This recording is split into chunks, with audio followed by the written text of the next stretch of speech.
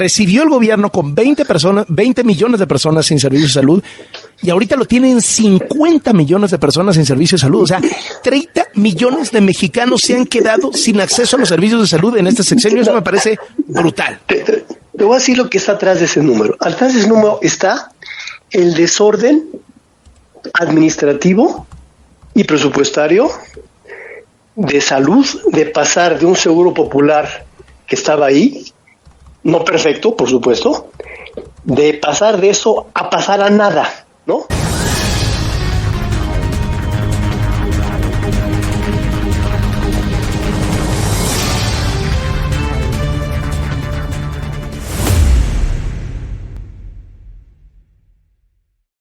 ¿Para qué es lo que no ha funcionado, Gonzalo?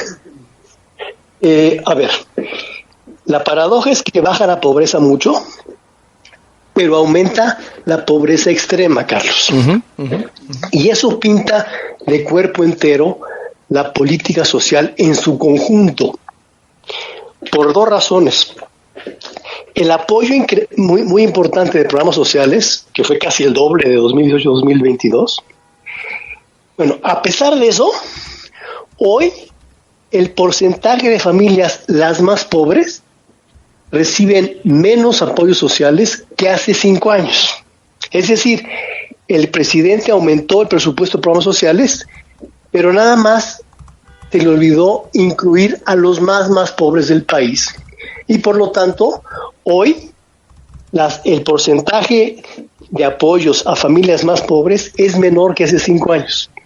Y dos, el más grave, Carlos, es el desastre que ha sucedido en salud. Sí.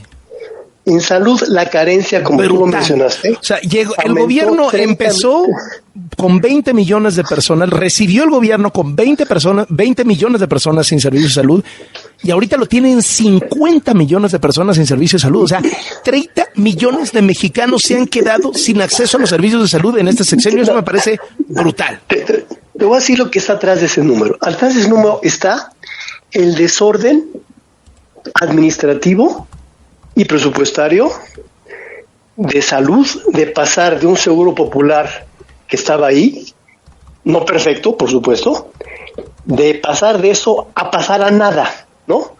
Entonces, la gente lo que no tiene claridad, y eso demuestra la cifra, es en dónde está afiliado, quién le va a dar el servicio, en dónde puede exigir, ¿no?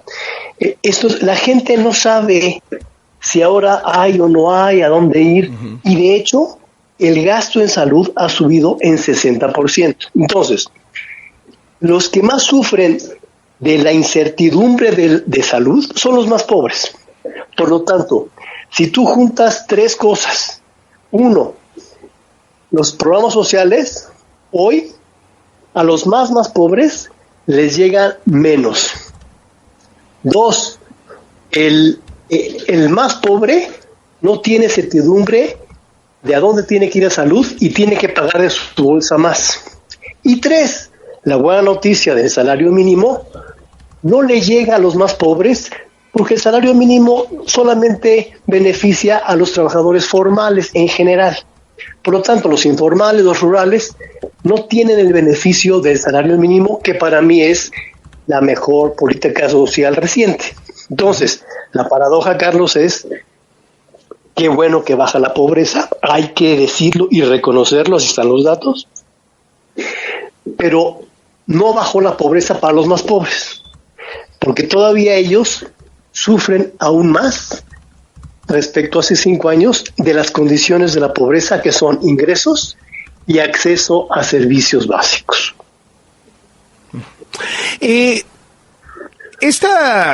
Digamos, si pones de un lado de la balanza el dato de 5 millones menos de pobres y pones del otro lado de la balanza las carencias educativas, las carencias en salud, de las que hemos hecho hincapié, etcétera, etcétera, termina pesando más la caída general en el número de pobres. Es decir, si al final es más éxito, pesa más el éxito de la pobreza que los otros fracasos?